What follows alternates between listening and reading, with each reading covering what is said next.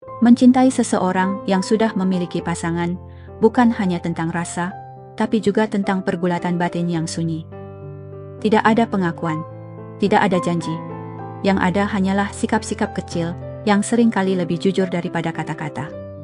Jika kamu pernah merasa diperhatikan secara berbeda oleh seseorang yang seharusnya tidak bisa memilihmu, mungkin tanda-tandanya ada di sini.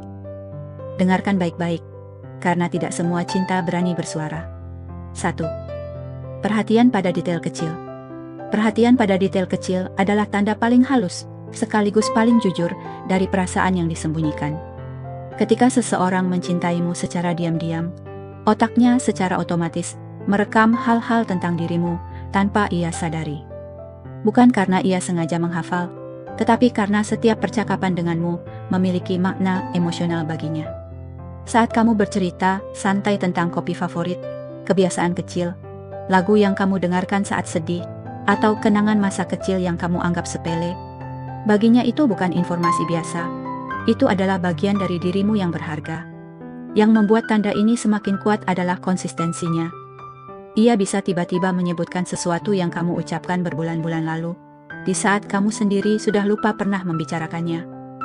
Ia mungkin mengingat bagaimana caramu minum kopi, hal-hal yang membuatmu tidak nyaman, atau detail kecil tentang keseharianmu yang bahkan tidak diperhatikan oleh orang lain.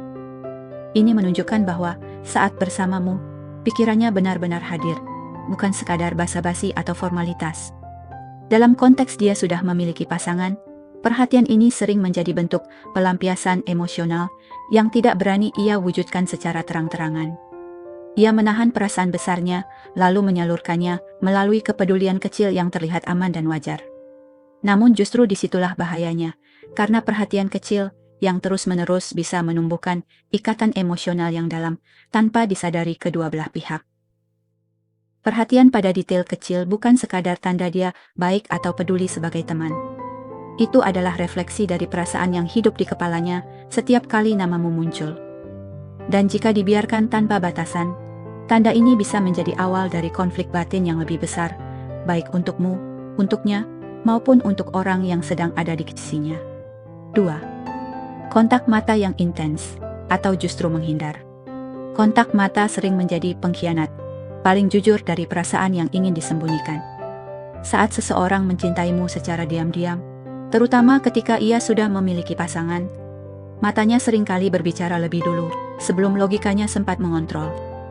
Ada dorongan alami untuk menatapmu lebih lama, seolah ingin menyerap kehadiranmu, ekspresimu, dan reaksi kecilmu. Tatapan itu biasanya terasa berbeda, lebih dalam, lebih fokus, dan penuh emosi. Bukan tatapan kosong atau sekadar sopan santun sosial. Namun, tepat setelah tatapan itu terjadi, rasa bersalah dan ketakutan sering menyusul. Ia sadar bahwa perasaan ini tidak seharusnya ada.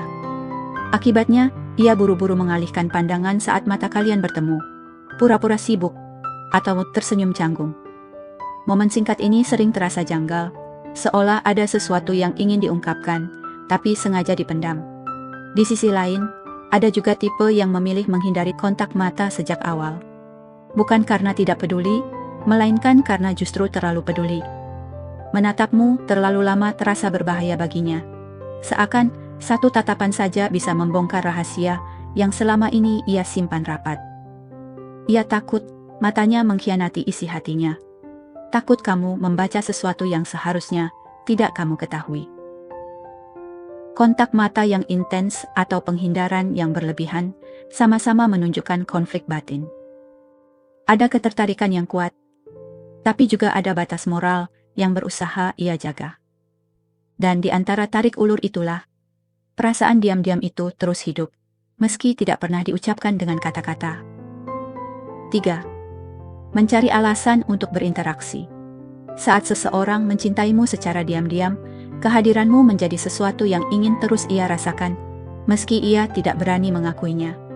Karena ia sudah memiliki pasangan, keinginan itu tidak muncul dalam bentuk ajakan terang-terangan, melainkan melalui alasan-alasan kecil yang tampak tidak berbahaya. Ia menghubungimu seolah ada urusan penting, padahal sebenarnya hanya ingin membuka percakapan dan memastikan dirinya masih punya tempat di duniamu.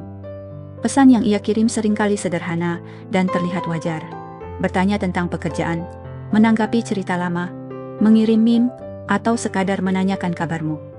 Namun, yang membuatnya berbeda adalah frekuensinya dan konsistensinya. Interaksi itu tidak berhenti di 1-2 kali, tetapi terus berulang. Seakan ia selalu menemukan celah untuk tetap terhubung tanpa melanggar batas secara terang-terangan. Di balik semua itu, ada kebutuhan emosional yang sedang ia tahan. Ia ingin dekat, ingin tahu harimu, ingin menjadi orang yang kamu ingat saat tertawa atau lelah, tetapi ia sadar posisinya tidak memungkinkan untuk bersikap lebih jauh. Maka, komunikasi kecil ini menjadi jalan tengah, cukup dekat untuk menenangkan perasaannya, namun cukup aman untuk menutupi niat sebenarnya. Seringkali, ia akan merespons pesanmu dengan cepat, menjaga alur obrolan tetap hidup, dan terlihat sedikit kecewa ketika percakapan harus berakhir. Bagi orang luar, ini mungkin terlihat seperti sikap ramah biasa. Namun bagi seseorang yang peka, pola ini menunjukkan satu hal. Ia tidak sekadar ingin berbicara, ia ingin hadir dalam hidupmu, meski hanya lewat alasan-alasan yang tampak sepele. 4. Perubahan bahasa tubuh.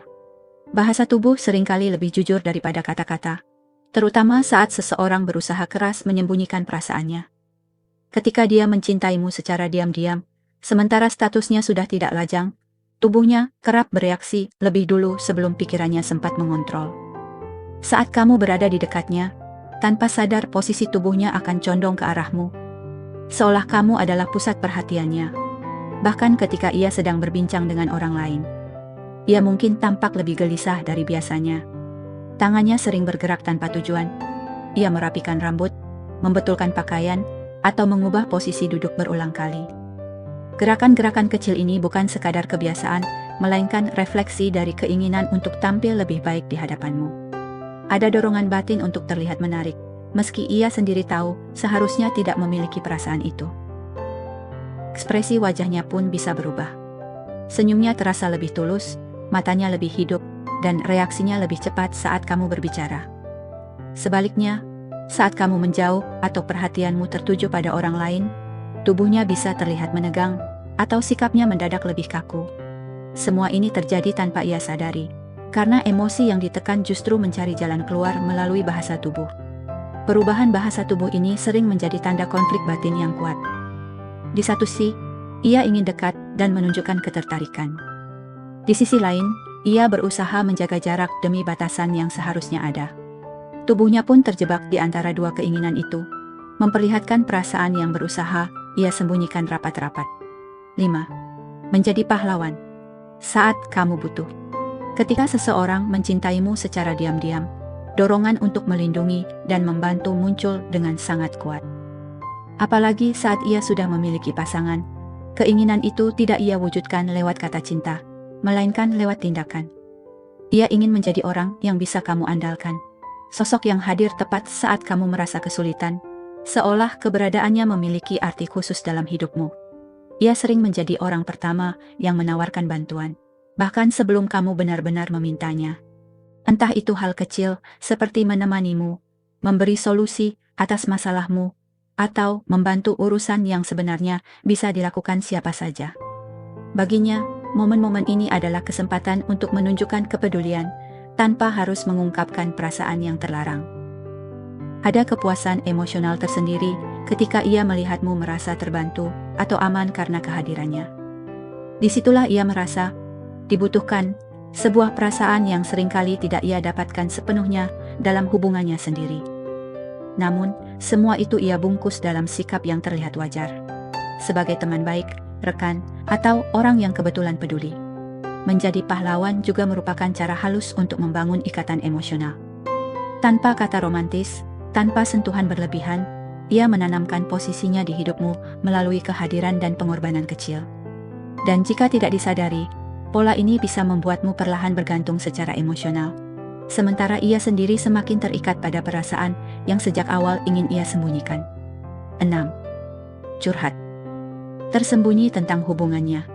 Saat seseorang mencintaimu secara diam-diam, padahal ia sudah memiliki pasangan, hatinya sering berada dalam kondisi lelah dan penuh konflik. Ia tidak sepenuhnya bahagia, tetapi juga tidak berani keluar dari hubungannya. Dalam keadaan seperti ini, kamu bisa menjadi tempat aman baginya untuk meluapkan perasaan, bukan secara terang-terangan, melainkan lewat curhat yang terselubung. Ia jarang menjelek-jelekkan pasangannya secara langsung, karena itu akan terasa terlalu jelas dan melanggar batas. Namun, ia kerap menyelipkan kalimat-kalimat yang menunjukkan ada kekosongan dalam hubungannya. Ia mungkin bercerita tentang rasa sepi, kurang dimengerti, atau merasa hubungannya berjalan begitu saja. Curhat ini terdengar seperti cerita biasa, tetapi jika terjadi berulang, itu bukan kebetulan. Tanpa disadari, curhat semacam ini adalah sinyal emosional. Ia ingin kamu tahu bahwa hatinya tidak sepenuhnya terikat di tempat yang seharusnya. Ada bagian dari dirinya yang sedang mencari koneksi lain, dan kamu berada di posisi itu. Dengan berbagi luka kecilnya, ia membangun kedekatan emosional dan berharap kamu menjadi orang yang memahami dirinya lebih dalam daripada pasangannya sendiri. Disinilah dilema moral mulai muncul. Curhat yang tampaknya polos bisa berubah menjadi ikatan emosional yang berbahaya.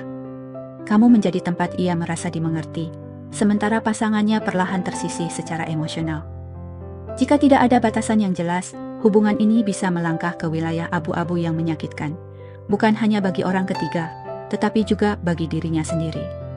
7. Perubahan nada suara. Nada suara sering berubah tanpa disadari ketika perasaan mulai ikut campur. Saat dia berbicara denganmu, suaranya bisa terdengar lebih lembut, lebih tenang, atau terasa lebih hangat dibandingkan saat ia berbicara dengan orang lain.